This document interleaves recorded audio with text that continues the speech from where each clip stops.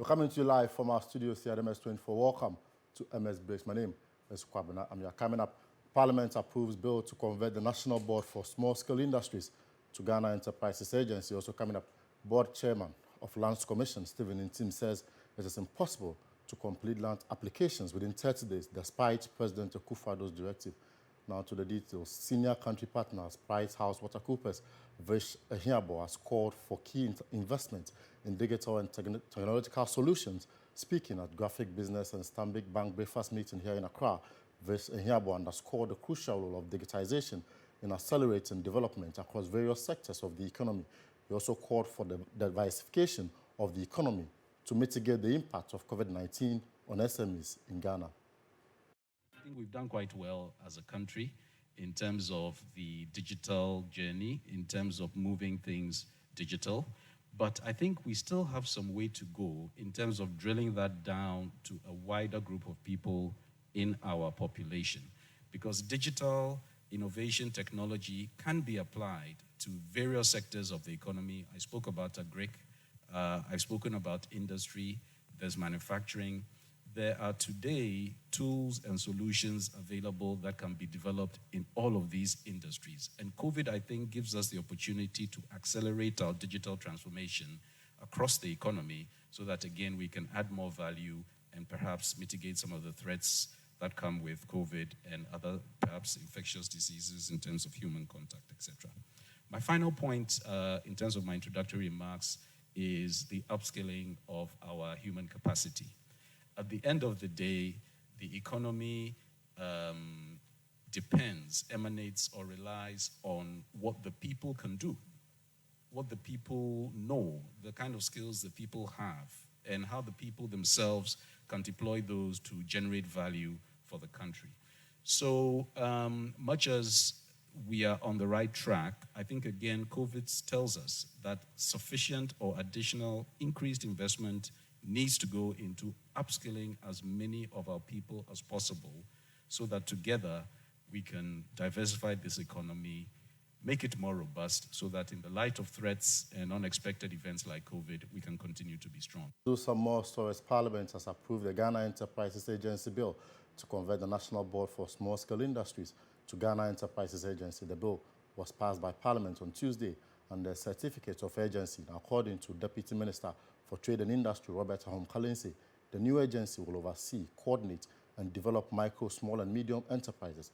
He added that the new agency will formalize the SME sector to make it easier for stakeholders to access credit.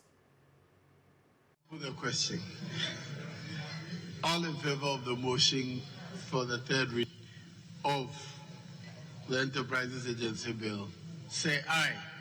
Aye. All against, say no. The ayes have it. An act to establish the Ghana Enterprises Agency to promote and develop micro, small and medium enterprises in the country and provide for related matters. The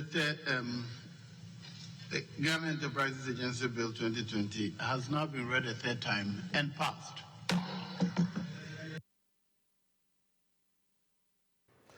Now let's do some more stories. Board Chairman of Lands Commission, Stephen Ntim, has indicated that the Commission cannot process and complete land applications within 30 days as directed by President Akufo-Addo.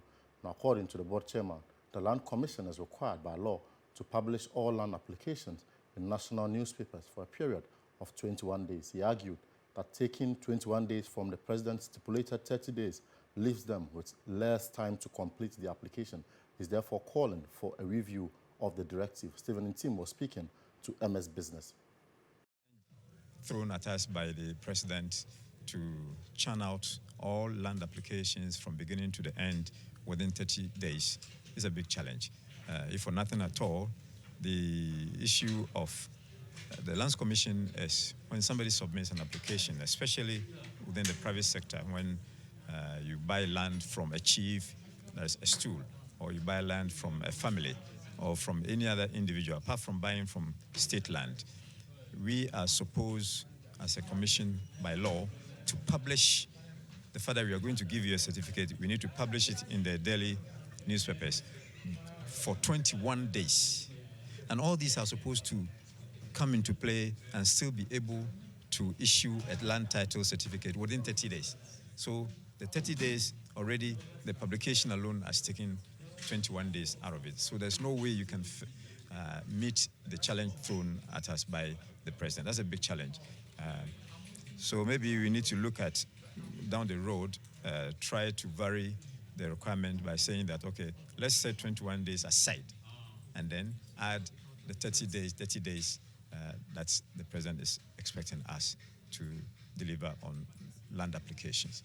Otherwise, if we are going by this 21-day publication, mandatory publication, then we can never attain the 30-day turnaround. Now it's time to look at the performance of the cedi against the major trading currency. We begin with the US dollar selling at 5 cedi 71 pesos, which is 0.01 differential for the buying price at 5 cedi 70 pesos. Also the pound sterling pegged at 7 cedi 44 pesos for both the buying price and selling price. Now the Japanese yen pegged at 0.05. Let's shift focus to the commodities market, where gold price is now selling at $1,900 per ounce, with cocoa prices witnessing also a decline of $26, now selling at $2,282 per metric ton.